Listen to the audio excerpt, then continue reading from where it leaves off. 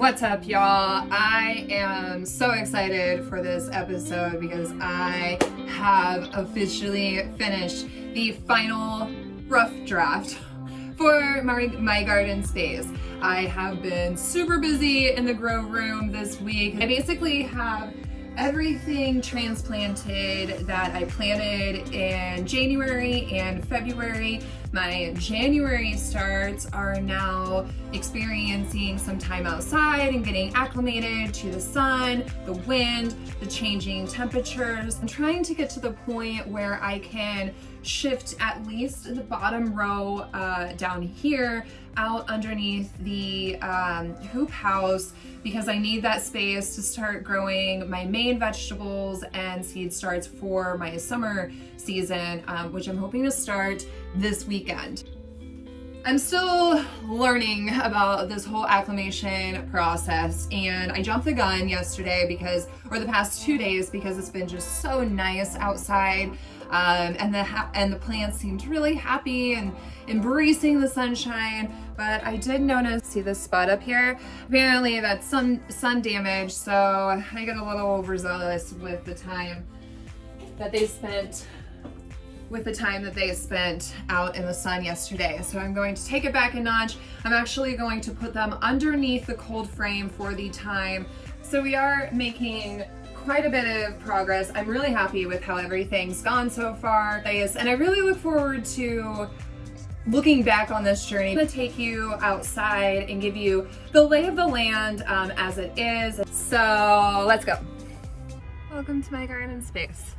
When I first purchased this house, it was a beautiful space. Beautiful lawn, tons of room to grow around, and that's exactly why I actually purchased this house. So we moved in last July.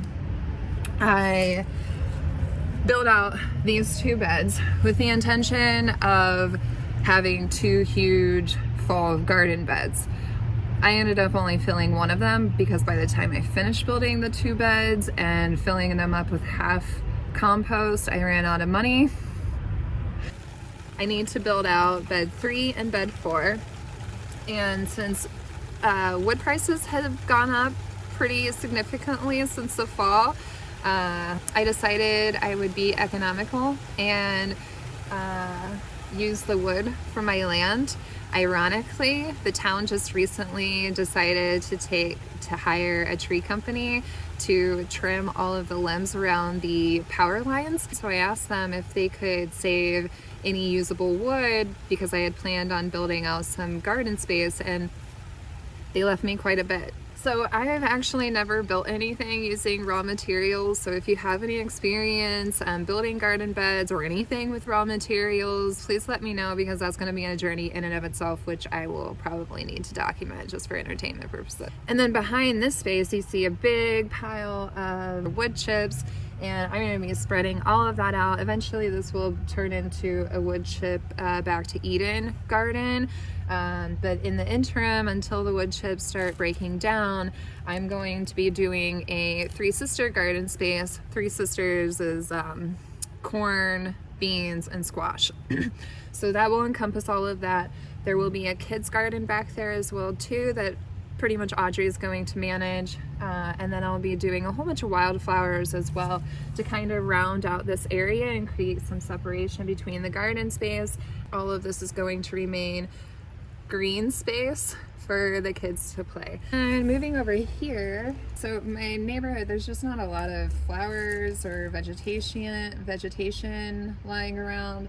So I'm really going to have to focus on pulling in the pollinators. So I am planting quite a bit of a whole bunch of other flowers that I have started and will be starting this weekend around all of the beds to draw in or try to attract in the pollinators and beneficial insects and everything.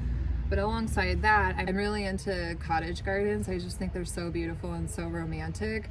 So I will be landscaping out a space around here, around my patio, that's going to be a cottage garden. And I'm pretty stoked about that, but I know absolutely nothing about flowers. I mean, nothing. I grew my first flowers last year, but they were like not from seed.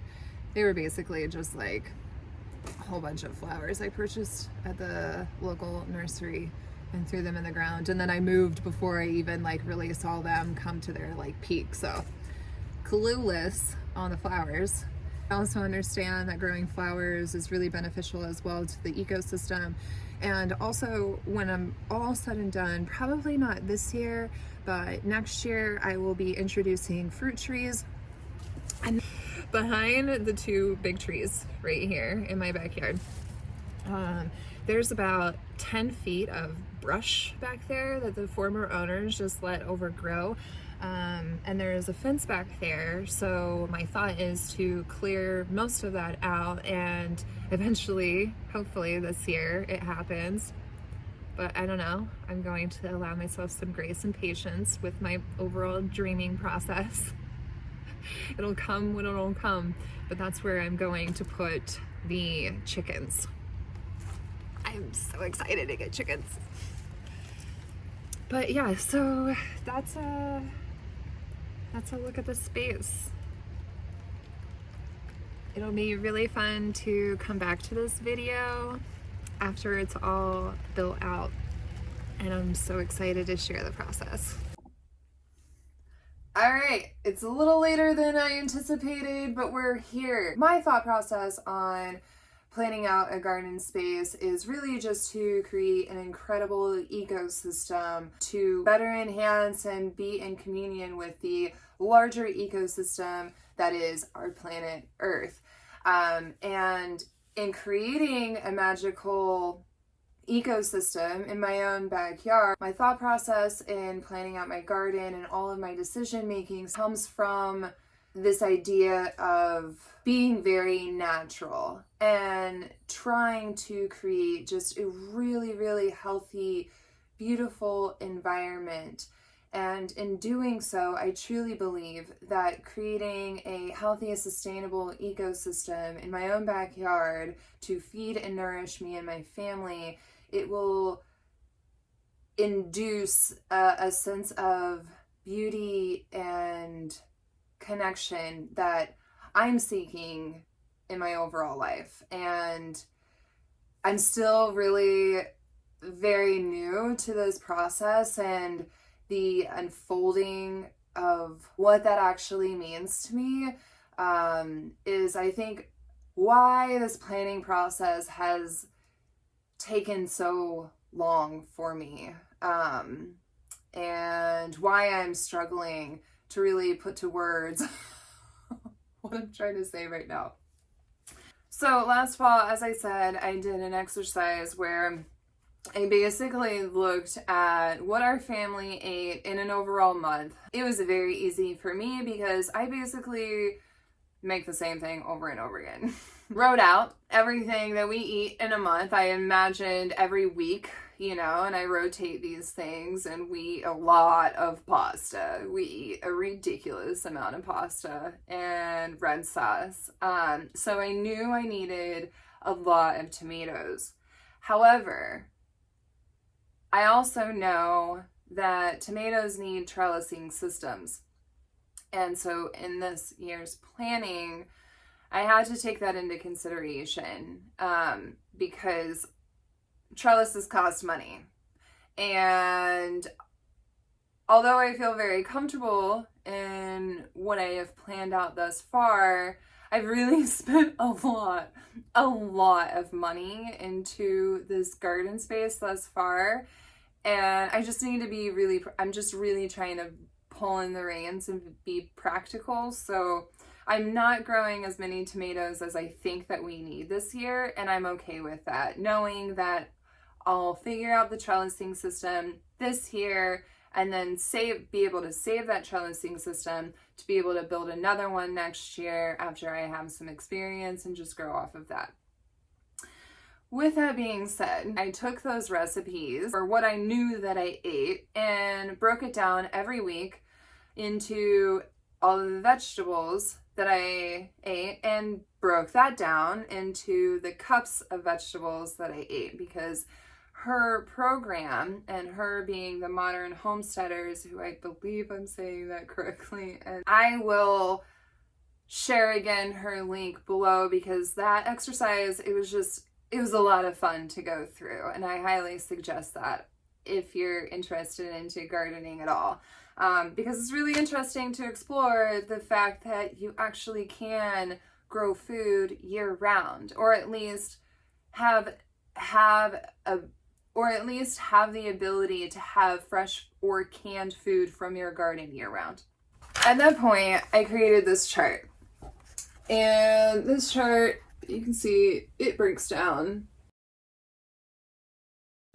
every plant into cups, and her program translates how many plants you need to equal the amount of cups that you need to harvest. Let's start harvesting 80% of our food from May 2021 to May 2022. That's the end goal. So anyway, this was my first draft. This is the very first draft of this garden space. And to be quite honest, it hasn't changed too much. It's definitely a draft, and from what I've known with my little garden experience over the past 6 years, is anything that you plan, you know, it's definitely going to change once you get the plants and once you know what you have, especially when you start seeds, because you don't know what is going to produce. I've been very fortunate that I've had great success growing plants. I actually am starting to feel really confident in my ability to at least get plants going for 4 weeks.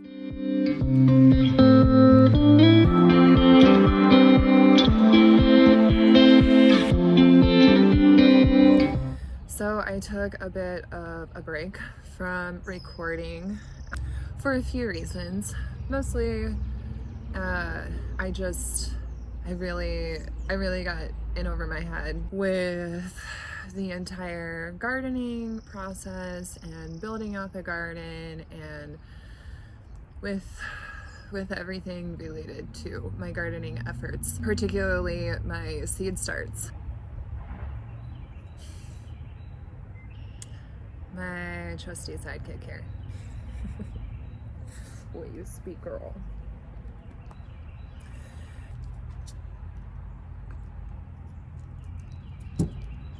On top of that, I was really starting to stress myself out with this commitment I had given myself to post weekly updates on the YouTube channel.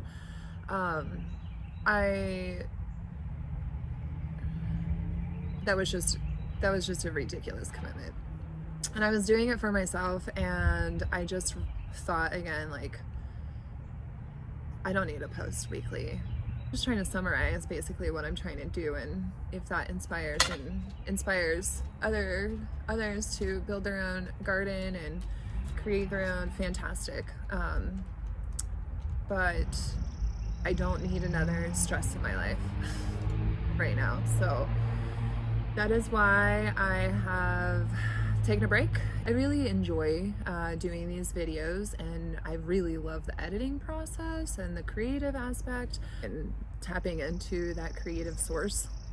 So I want to continue to do this journey. It's just going to be whenever I have the time. Where I left off in the recordings was garden planning. I put a lot of time and effort into researching my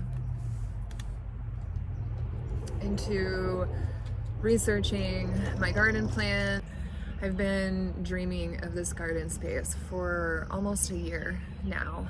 I've been dreaming of having a space of my own, homesteading type of home environment for quite some time now. And when I purchased this house, it was my first real step into actualizing these really far out dreams and thoughts and philosophies that I had been to consistently obsess about really since my trip to Costa Rica on my 30th birthday.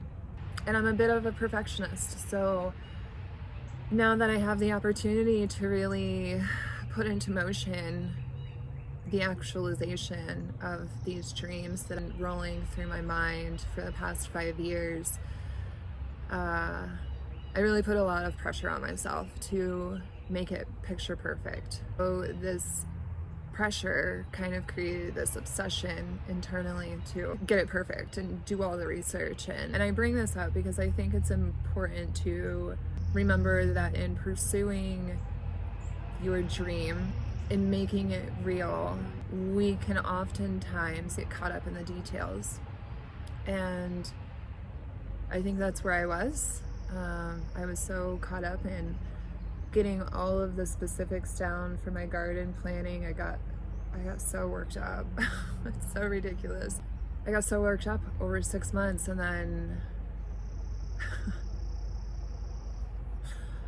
I found the Farmer's Almanac garden planner, and essentially everything that I had worked hard for and obsessed over the past 6 months was easily achieved in 2 hours with a visual reference and an entire chart explaining when to plant out and when to start seeds and blah blah blah blah blah. And this amazing tool is called the Farmer's Almanac garden planning, I think.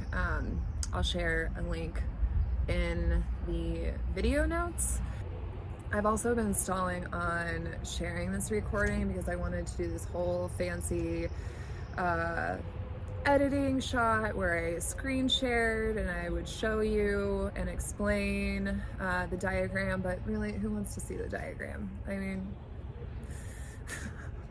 it's my garden space. I think it's safe to say that anybody watching this will just appreciate knowing that there's this amazing, magical tool on the internet, and it's completely free to use. You get a 7-day free trial and you can print it at that time. But I do suggest throwing in for the actual paid version, because Farmer's Almanac, I have found in my personal research, is one of the most reliable resources, and they have really cool information on planting with the moon, and so I'm now starting that process as I'm actually transplanting my seed starts into the garden space now, which is super fun and super cool. So that's all I got. I apologize if this video's all over the place. That is the season in which I am in right now.